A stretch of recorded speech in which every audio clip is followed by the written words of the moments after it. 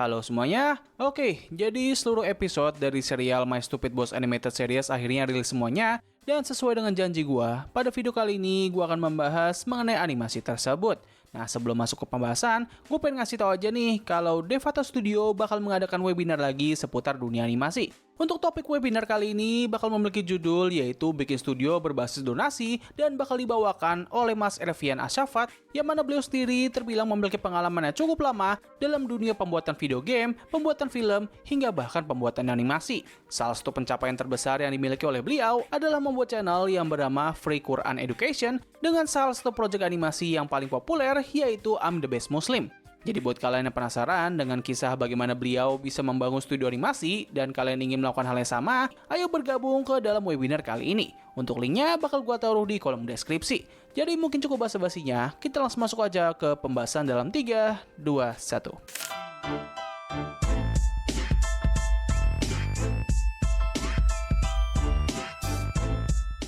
Oke, pertama-tama kita perlu berkenalan terlebih dahulu dengan IP yang satu ini.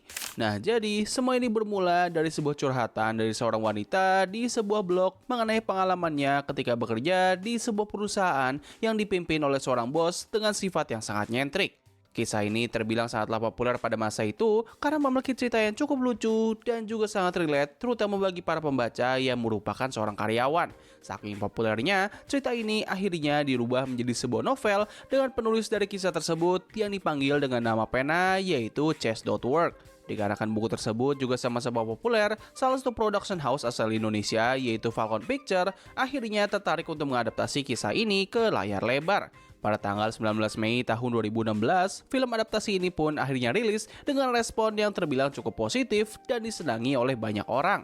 Kesuksesan film pertamanya ini akhirnya mendorong Falcon Picture untuk membuatkan film kelanjutannya yang rilis pada tanggal 6 Agustus tahun 2018 dengan respon yang terbilang campur aduk. Setelah perilisan film tersebut, kita nggak mendapatkan kabar sama sekali mengenai berbagai proyek dari IP yang satu ini dan banyak orang mengira kalau IP ini sudah tidak menarik lagi bagi para penonton ataupun pihak studio. Nah, tapi tidak ada angin ataupun hujan, pada bulan Juni kemarin atau lebih tepatnya 7 tahun sejak perilisan film adaptasi terakhirnya, Falcon Picture mengumumkan bahwa mereka akan mengembalikan IP yang satu ini dalam format animasi. Berita ini terbilang diumumkan secara tiba-tiba tanpa adanya satupun media yang tahu kalau mereka selama ini telah mengerjakan proyek tersebut.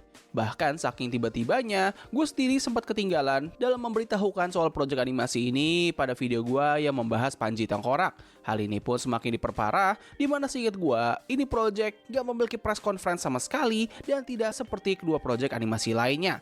Hal ini pun membuat gue gak memiliki banyak informasi soal behind the scene dari pembuatan animasi ini.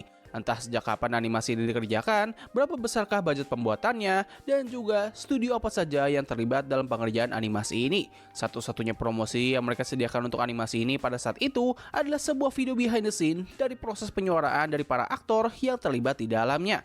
Hal ini jelas membuat gue sangat kesal, karena ya kita kembali lagi ke masalah yang masih terus kali diulang-ulang oleh animasi lokal kita. Ya lu bayangin aja, masa ini animasi ditujukin kepada publik secara tiba-tiba tanpa ada pemberitahuan sejak lama, gak kayak animasi sebelah yang udah sukses besar. Udah gitu, mereka ngumumin soal animasi ini hanya 1 bulan sebelum waktu perilisannya. Like, come on bro, do you guys even care about this animation, huh?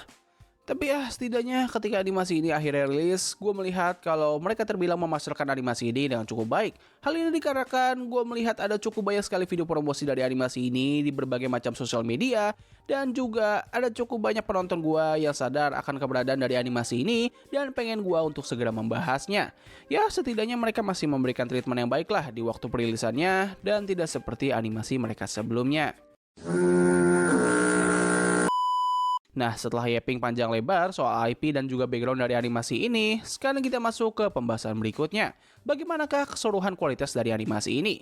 Sebelum masuk, gue pengen memberikan peringatan spoiler buat kalian yang belum menonton animasi ini. Buat kalian yang penasaran dengan animasi ini, kalian bisa menontonnya di aplikasi video, serta mereka menyediakan 3 episode pertama dari serial ini secara gratis tanpa perlu berlangganan. Jadi ya, tunggu apa lagi? Segera cek animasi ini dan kalau misal cocok, kalian bisa langsung berlangganan dan menikmati semua episodenya. By the way, video ini nggak disponsor ya. So, mungkin cukup basa-basinya, kita langsung masuk aja ke pembahasan berikutnya. Tempe bener kamu ya. Kepada tempe bener lo ya. Ah, kok tempe bener sih? Kalau maunya kayak gitu, gak apa-apa. Oke, pertama-tama kita mulai dulu dari segi premis dan juga ceritanya. Nah, premis dari animasi ini bisa dibilang hampir sama persis seperti semua adaptasi pendahulunya, di mana kita bakal mengikuti kisah dari seorang karyawati yang bernama Diana atau nantinya dirubah menjadi Kerani, di mana ia harus bekerja di sebuah perusahaan di Malaysia yang dipimpin oleh seorang bos yang bernama Bosman, yang mana Bosman ini merupakan seorang pemimpin yang tidak becus dan memiliki sifat yang sangat-sangat menyebalkan. Nah, meskipun memiliki formula yang sama, tetapi ketiga adaptasi ini sebenarnya memiliki latar cerita dan juga fokusnya tersendiri. Pada film pertama, kita bakal mengikuti kisah awal mula dari bagaimana Kerani bisa sampai di titik tersebut, serta mencari berbagai cara untuk bisa keluar dari sana. Nah, sedangkan di film keduanya, kita bakal mengikuti kisah Kerani yang harus menemani Bosman ke negara Thailand untuk bisa mencari karyawan baru. Untuk versi animasinya, kita bakal mengikuti kisah Kerani yang baru saja pindah kantor, namun tanpa ia duga, kantor barunya ini ternyata masih dipimpin oleh orang yang ia benci.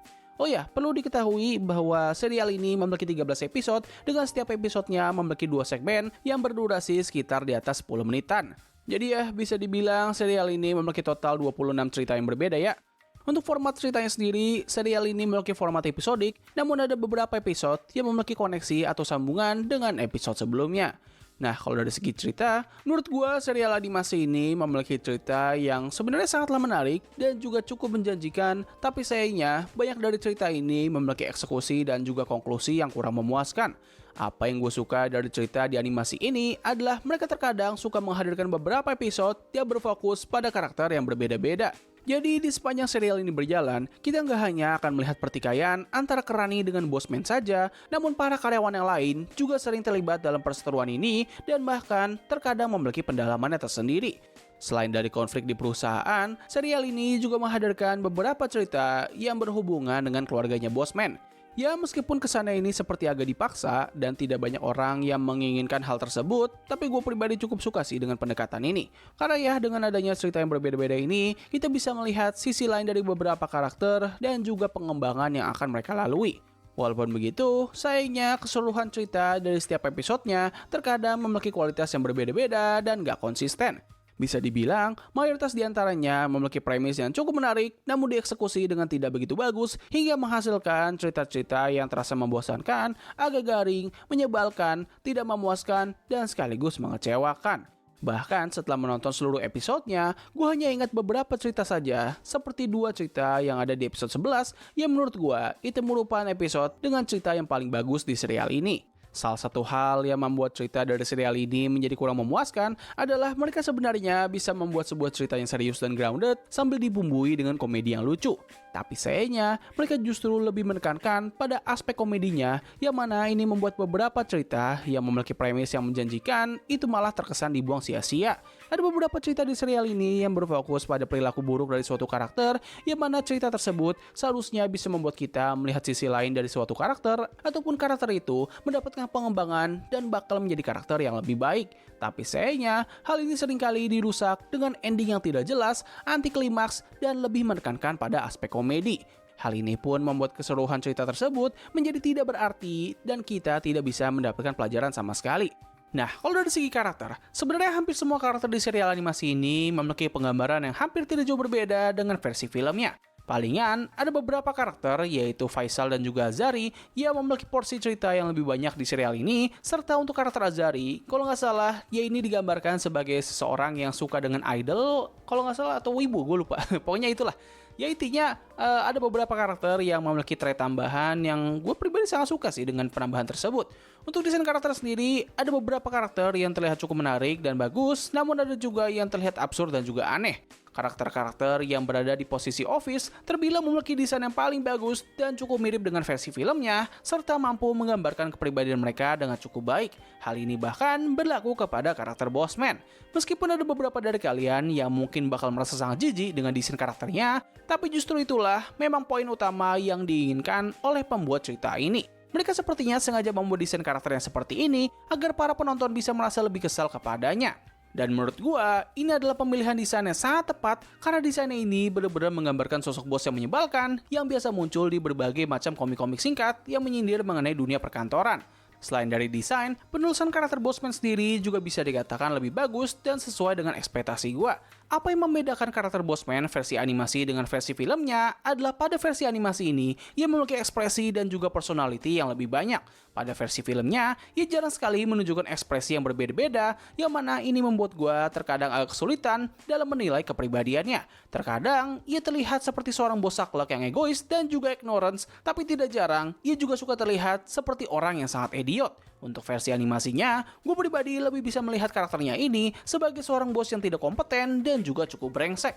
Setiap tindakan buruk yang ia lakukan, itu pasti terlihat jelas arahan dan juga tujuannya, yang mana ini membuat karakternya di versi ini terkadang lebih menyebalkan dan bisa membuat kita lebih emosi. Nah, tapi di sisi lain, mereka menyeimbangkan hal tersebut dengan membuat karakternya ini yang tidak selalu dominan. Berbeda dengan versi filmnya, di mana karakternya ini hampir selalu ada di atas dan merasa superior, pada versi ini, ia terbilang cukup sering ketakutan, tertindas, dan suka dilawan oleh para karyawannya. Tidak hanya itu saja, pada versi ini, ia juga lebih sering dalam menyadari kesalahan yang ia perbuat dan memiliki sifat simpati yang lebih tinggi terhadap para karyawannya. Penggambaran yang seperti ini jelas membuat karakternya di versi animasi ini terasa jauh lebih manusiawi. Walaupun begitu, sayangnya sifat simpatinya ini hanya bersifat sementara dan hanya terjadi pada cerita tertentu saja serta tidak dijadikan sebagai pengembangan karakternya. Hal ini sangat disayangkan karena serial ini memiliki potensi untuk membuat karakternya ini menjadi karakter yang lebih baik serta terdapat satu cerita yang memaksa kita untuk bersimpati kepadanya dengan mengingat semua kebaikan Bossman terlepas dari banyaknya tindakan buruk yang ia lakukan. Seharusnya episode ini dijadikan cerita akhir dari serial ini dan juga di sepanjang serial ini berjalan kita bakal mengikuti karakter arc dari Bossman mengenai dirinya yang belajar untuk bisa lebih peduli pada karyawannya karena dengan begitu kita akhirnya bisa mendapatkan alasan yang pasti kenapa para karyawannya ini masih mau bekerja dengannya walaupun ia memiliki sifat yang seperti itu. Like, ayolah, tidakkah itu terdengar jauh lebih menarik gak sih? Nah, kalau dari segi animasi, menurut gue kualitas animasi dari serial ini bisa dikatakan mediocre. Bukannya bagus-bagus banget, namun juga tidak bisa dikatakan buruk. Pergerakan animasinya terbilang cukup ekspresif, walaupun tidak begitu halus. Kalau harus disamakan, mungkin kualitas animasinya ini terlihat cukup mirip seperti animasi Ibra dan juga Bobo Boy versi awal-awal season, namun dengan pergerakan karakter yang mirip seperti Upin dan Ipin versi modern. Nah, walaupun begitu, aspek ini memiliki satu kelebihan ataupun keunikan, yaitu dari efek visualnya. Buat kalian yang sudah menonton, seharusnya kalian sadar kalau animasi ini memiliki efek 2 dimensi di dalamnya. Yes, akhirnya ada animasi buatan Indonesia yang menggunakan gaya animasi yang sedang viral belakangan ini. Menurut gue pribadi, efek 2 dimensi dari animasinya ini terbilang lumayan bagus. Efek-efek seperti suara kencang ataupun asap ketika ada sebuah benturan, itu terlihat sangat solid dan mampu membuat animasinya menjadi lebih ekspresif dan juga hidup. Nah, tapi sayangnya, aspek ini memiliki satu kekurangan besar, yaitu dari segi detail grafiknya. Bagian ini terbilang sangatlah tidak konsisten, di mana terkadang ada detail yang terlihat cukup imersif, tapi terkadang ada juga yang terlihat sangat kasar, dan malah seperti masih belum selesai. Nah, untuk leluconnya sendiri, serial ini sebenarnya memiliki cukup banyak lelucon yang bisa membuat gue tertawa. Nah, tapi ada juga beberapa jokes yang tidak begitu lucu dan bahkan ada yang sampai di tahap cringe. Satu hal yang sangat unik dari aspek lelucon ini adalah mereka menghadirkan cutaway jokes di mana jokes ini digunakan ketika karakter Kerani sedang merasa sangat kesal dengan kelakuan Bossman, lalu setelah itu muncullah sebuah adegan singkat yang menunjukkan pikiran bawah sadarnya Kerani yang ingin melakukan berbagai tindakan kekerasan terhadap bosnya. Meskipun sangat menarik, sayangnya hampir semua jokes tersebut terbilang tidak begitu lucu dan tidak pernah membuat gue tertawa. Tidak hanya itu saja, jokes yang bersifat visual di animasi ini juga sangat jarang bisa membuat gue tertawa. Alasan kenapa ini semua bisa terjadi adalah karena mereka menggambarkan lelucon-lelucon tersebut layaknya lelucon untuk anak-anak, serta mereka memiliki kendala dalam segi audio yang bakal gue singgung nanti. Nah, untuk jokes yang bisa membuat gue tertawa, itu semua berasal dari dialog antar karakternya. Menurut gue, momen humor terbaik di serial animasi ini adalah ketika ada satu karakter yang saling mengejek antar satu sama lain ataupun mengeluarkan pendapat mereka secara spontan dan juga nyablak. Momen tersebut sangatlah lucu karena itu digambarkan secara natural dan nggak begitu memaksa. Ini semua bisa terjadi karena penulisan dialog dari animasi ini bisa dikatakan sangat-sangat bagus. Dialognya tuh natural banget, nggak kaku sama sekali, terdengar sangat cocok dengan nuansa perkantoran orang dewasa, dan bahkan rasanya para voice actor dari animasi ini seperti sedang saling berkomunikasi secara langsung. Udah gitu, mereka juga terbilang sangat berhasil dalam memadukan berbagai dialog antar bahasa. Oh ya, buat kalian yang belum sadar, dikarenakan animasi ini mengambil latar tempat di negara Malaysia, maka dari itu banyak karakter di dalam cerita ini menggunakan bahasa yang berbeda-beda. Ada yang menggunakan bahasa Indonesia, bahasa Melayu, bahasa Inggris, bahasa Mandarin, bahkan ada juga yang pakai bahasa Jawa. Gue pribadi nggak begitu tahu persis bahasa Melayu yang proper itu seperti apa, namun dari apa yang telah gue dengar selama ini, gue merasa kalau semua dialog Melayu dari serial ini terdengar sangat proper dan sudah seperti dialog dari animasi Malaysia.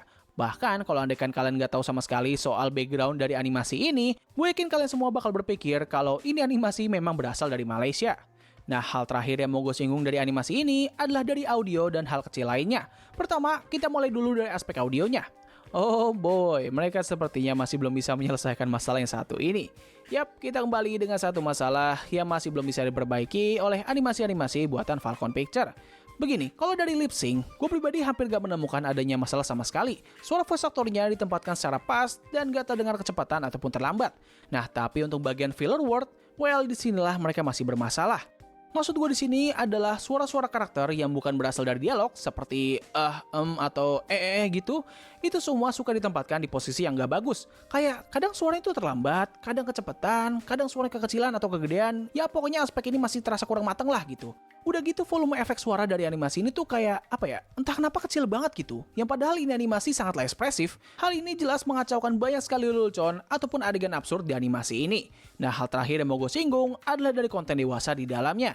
Berdasarkan pada keterangan di layanan streaming di mana animasi ini ditayangkan, kita bisa tahu kalau animasi ini memiliki rating 13+, yang mana itu berarti animasi ini diperuntukkan untuk penonton ABG ataupun orang dewasa. Dari semua hal yang ada di animasi ini, menurut gua mereka terbilang cukup bagus dalam menghadirkan konten-konten mature di dalamnya. Gak hanya dari dialog animasinya saja yang terkesan cukup dewasa, namun ada beberapa jokes di film ini yang memang cukup ofensif dan hanya bisa diterima oleh orang-orang tertentu saja. Palingan, salah satu momen yang membuat gue cukup terkejut adalah ketika ada satu karakter yang menjulurkan jari tengah secara gamblang dan juga tanpa sensor. Yes, kalian gak salah dengar, adegan itu memang beneran ada di serial ini. Gue gak tahu apakah adegan tersebut layak untuk sebuah acara dengan rating 13+, tapi setidaknya gue harus apresiasi keberanian mereka dalam menghadirkan hal tersebut, dan animasi ini bisa dibilang hampir memenuhi ekspektasi gue untuk animasi lokal dewasa. Walaupun ya sayangnya, itu semua dirusak dengan beberapa penulisan jokes di serial ini yang terkesan agak childish.